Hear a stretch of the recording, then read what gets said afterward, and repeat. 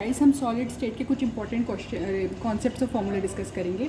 Okay, पहली बात देखिए क्या होता है। सोचिए हम एक सिंपल क्यूबिक सेल बना रहे हैं। ठीक है, ये सोचिए अपना एक क्यूबिक सेल है, क्यूब है मतलब। ओके, तो इसमें क्या होता है, देखिए आपको क्या क्या जानना चाहिए। देखिए कंट्रीब्यूशन आपको पता होना चाहिए, क्योंकि हम लोग उससे ना क्या होता है पैकिंग फ्रैक्शन निकालते हैं। देखिए बॉडी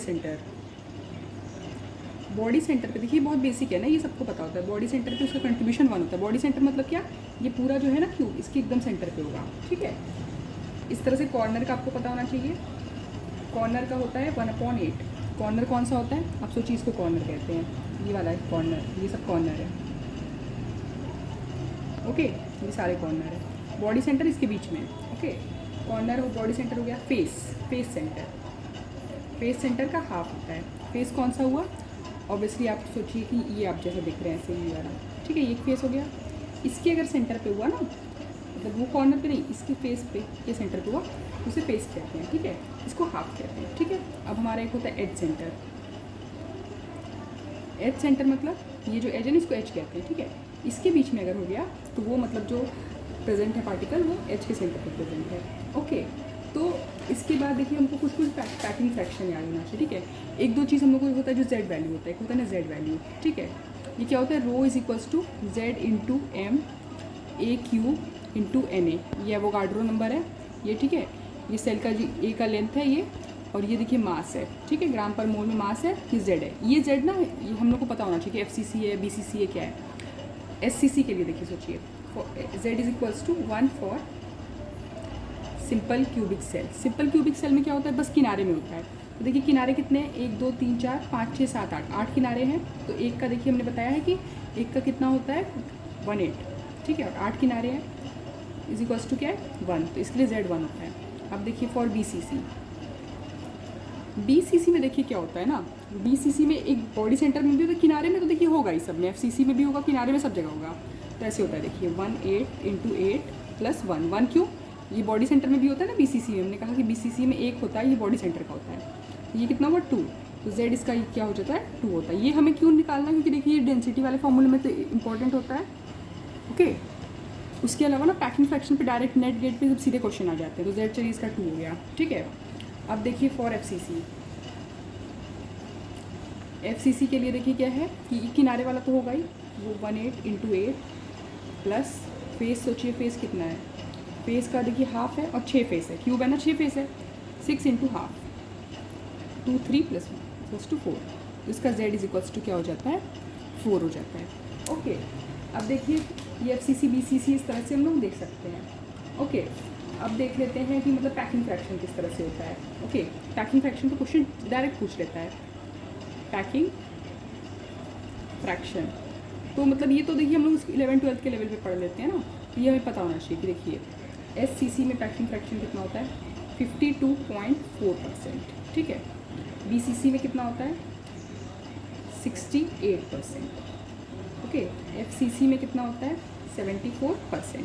ठीक है, ये वैल्यूज़ देखिए ये आज भी ना नेट गेट में क्वेश्चन आ जाते हैं। ओके, अब देखिए क्या होता है, एक और होता है ना, क्या बोलते हैं, लेंथ ऑफ यूनिट सेल और रेडियस ऑफ लैटिस पॉइंट में उसका रिलेशन होता है। देखिए ये आपको याद रखना है, SCC के लिए भी याद रखना है, BCC के लिए भी याद रखना है, FCC के लिए भी याद रखना है। SCC के लिए देखिए क्या है, R is equals to A/2। ये रेडियस, ये क्या है देखिए, ये ऑब्वियसली R क्या है, रेडियस ऑफ लैटिस है। ठीक है, मतलब ये जो सोचिए ऐसा होगा, सोचिए इसको एक पार्टिकल सोचिए ऐसे हमने दिखा दिया ना, एक्चुअली इसको हम इस तरह से स्फीयर की तरह वो करते मानते हैं। ठीक है, पार्टिकल को मतलब सोचिए जैसे हमने ये क्यूब बनाया है ऐसे। ओके, इस तरह से क्यूब बनाया, तो पार्टिकल को हम जैसे स्फीयर की तरह मानते हैं। ठीक है, तो उसका जो रेडियस है ना ये R है। ओके, इसे हम लोग कहते हैं रेडियस ऑफ लैटिस पॉइंट, क्योंकि इसको लैटिस पॉइंट कह रहे हैं ना, जब हम FCC बोल रहे हैं BCC बोल रहे हैं, तो हम लोग जैसे इस तरह से हमने देखिए डॉट की तरफ दिखाया, ये लैटिस पॉइंट है। R is equals to A/2, ये रेडियस है, और ये A क्या है, ये इसका ये है, ये वाला लेंथ है। ठीक है, length of unit cell. Okay, अब BCC में देखिए बस आपको इसका ये वैल्यू याद रहना चाहिए। Okay, R is equals to √3/4A। इसका FCC में R is equals to A/2√2। ठीक है, अब देखिए D होता है, D होता है इंटरआयनिक डिस्टेंस। ठीक है, इंटरआयनिक डिस्टेंस तो इंटर आयनिक मतलब ऑब्वियसली इंटर आयनिक सबको क्या समझ में आ रहा है कि मतलब आयन से आयन्स के बीच का डिफरेंस हो रहा है, ठीक है। तो SCC में देखिए क्या होगा, SCC में A is equals to D, मतलब SCC में देखिए क्या होता है, SCC में देखिए और तो कुछ होता नहीं है, यही होते हैं, इनके बीच में डिस्टेंस क्या होगा, जो A होगा वही D होगा, ये दिखाना चाह रहा है। ओके, BCC में देखिए बॉडी सेंटर होता है, ठीक है। बॉडी सेंटर में क्या होता है, D is equals to 2R। हम इसको देखिए बना के भी दिखा सकते हैं, हम देखिए चलिए एक ऐसे दिखा देते हैं। ओके, इस तरह का सोचिए, आपने ऐसे इमेजिन करा, ठीक है।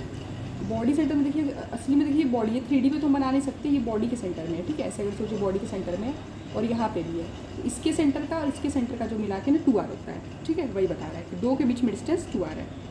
FCC में क्या होता है, FCC में भी इस तरह से वो 2R होता है। ओके, तो ये D क्या है, इंटरआयनिक डिस्टेंस है, और R क्या है, radius of lattice point, radius of lattice point, okay. और A क्या है, लेंथ ऑफ यूनिट सेल, ठीक है।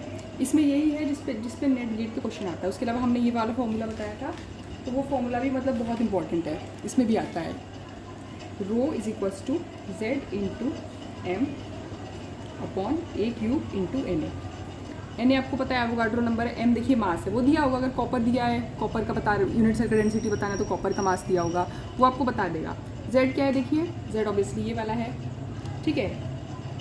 और A क्यूब क्या है, A क्यूब ऑब्वियसली ये वाला है, लेंथ ऑफ यूनिट सेल, ठीक है। तो ये सब इंटर रिलेटेड है, इससे ही आप डेंसिटी के बारे में, कभी डेंसिटी पूछ लेगा, कभी इससे ही सोचिए कि A का वैल्यू निकालने पूछ लिया, ओके। तो इस तरह से ही आ जाते हैं। अब चलिए हम लोग कुछ कुछ स्ट्रक्चर्स का देख लेते हैं और कुछ कुछ वर्ड्स देख लेते हैं। एक दो चीज़ आपको ये भी याद रखना चाहिए कि देखिए ना, फेस डायगोनल और बॉडी डायगोनल होता है, ओके। हम यहाँ लिख लेते हैं फेस डायगोनल।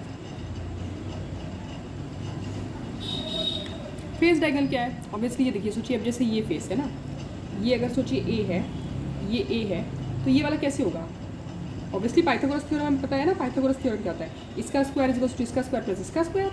तो उससे हम जो ये वाला होता है ना, ये है फेस डायगोनल, फेस का डायगोनल, ठीक है। तो ये होता है A√2। इस तरह से हमारा होता है body diagonal, okay. Body diagonal देखिए, बॉडी डायगोनल, ठीक है। बॉडी डायगोनल क्या होता है, बॉडी डायगोनल मतलब ये जो है ना पूरा, यहाँ से एक डायगोनल जाएगा, ये वाला जो छोर है, मतलब ये वाले एंड को इस वाले एंड से जो कनेक्ट करेगा, वो होता है बॉडी डायगोनल, तो वो होता है A√3। ये भी बहुत इंपॉर्टेंट है, कई बार पूछ लेता है, तो आपको ना ये बॉडी डायगोनल ये इसका बस पता होना चाहिए, ठीक है।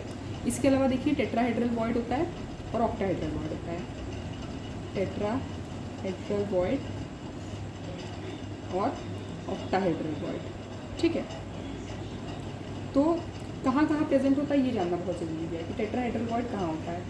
तो देखिए ये सोचिए कि इस तरह से हमने क्यूब बनाया और कितना नंबर है यही जानना ज़रूरी है, मतलब कि कितना नंबर होता है टेट्राहेड्रल वॉइड का। तो ये देखिए अगर सोचिए कि Z है, मतलब ये FCC लैटिस है जो हमारा, जिसके लिए Z क्या होता है 4 होता है, तो इसमें टेट्राहेड्रल वॉइड कितने होते हैं, टेट्राहेड्रल वॉइड होते हैं 8, इसका दुगना होता है। ऑक्टाहेड्रल वॉइड होते हैं 4। अब कहाँ कहाँ होते हैं ये बहुत ज़रूरी है। अब देखिए इसका जो बॉडी डायगोनल है, सोचिए ये बॉडी डायगोनल है, हर बॉडी डायगोनल पे 2 होते हैं, ठीक है। हर बॉडी डायगोनल पे अगर 2 है तो इसमें कितने बॉडी डायगोनल है, एक इधर है। आप जिस भी रूम में बैठे हैं ना उसको भी देख के आप इमेजिन कर सकते हैं बॉडी डायगोनल कितना है। आप देखेंगे ना जो छोर अलग अलग छोर से ऐसे मिलेगा, ये ऐसे मिला, ठीक है, ये ऐसे मिला, तो इससे क्या होगा ना आपको दिखेगा कि 4 बॉडी डायगोनल। ये देखिए इस तरह से तो ये 3D पे नहीं है ना, तो ऐसे दिखाना मुश्किल है, पर हमारे 4 बॉडी डायगोनल, तो 4 2 जा 8, तो टोटल कितना होता है tetrahedral void 4 × 2 is equals to 8। अब ऑक्टाहेड्रल वॉइड देखिए कहाँ कहाँ होता है, ये भी बहुत इंपॉर्टेंट है। ऑक्टाहेड्रल वॉइड कहाँ होता है, FCC लैटिस की बात कर रहे हैं। एक होता है ऑक्टाहेड्रल वॉइड बॉडी सेंटर में, मतलब सोचिए ये वाला, तो बॉडी सेंटर के लिए कितना होता है, 1 होता है, प्लस एज सेंटर में होता है। एज सेंटर का क्या है देखिए, एज सेंटर कितना होता है, एज कितना होता है देखिए, एज सेंटर का हमने देखिए लिखाया है कि नहीं, देखिए 1 4, अच्छा ये देखिए इसमें लिखना हम 1 4, एज सेंटर का देखिए ये हमने शायद लिखा नहीं है, 1/4 होता है। देखिए 1 8 होता है कॉर्नर का, फेस होता है, बॉडी सेंटर होता है, एज सेंटर होता है। एज सेंटर मतलब ये वाला, पता नहीं कैसे लिखा नहीं हमने, एज सेंटर नहीं लिखा है, तो 1/4 होता है, ठीक है, 1/4। एजेस कितने हैं बताइए, 1 2 3 4 5 6 7 8 9 10 11 12 एज है ना, 1 2 3 4 5 6 7 8 9 10 11 12। ओके, आप जब अगर 3D डायग्राम देखेंगे तो आपको ज़्यादा अच्छा लगेगा।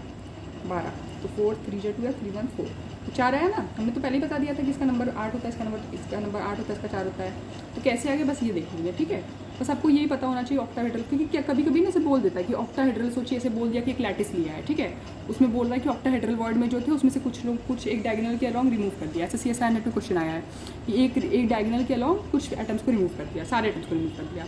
तो उससे ना आपको जैसे फॉर्मूला निकालने बोलेगा, तो उसको करके आप जैसे ये सब यूज़ करके 1/8 1/4 ये इतना ही से बस बेसिक आपको जान के ना आप कर देंगे। और इस तरह से जो परसेंटेज वाला क्वेश्चन आ जाता है। फिर बहुत बार ना 4 ऑप्शन देखिए ये पूछ लेगा कि इसमें से FCC है कि BCC है, ऐसे π/6 लिख के दे देगा। तो उससे ना आपको बस ये आंसर याद होना चाहिए, क्योंकि अब देखिए आप बैठ के वहाँ पे देखने तो नहीं जाएंगे। ओके, तो ये देखिए ये 12th लेवल का ही है। ओके, इसके बाद हम लोग नेक्स्ट वीडियो में डिस्कस करेंगे। और ये 12th लेवल पे इसमें ही मतलब नेट गेट का कुछ सवाल आ जाता है, आप देख सकते हैं PYQs।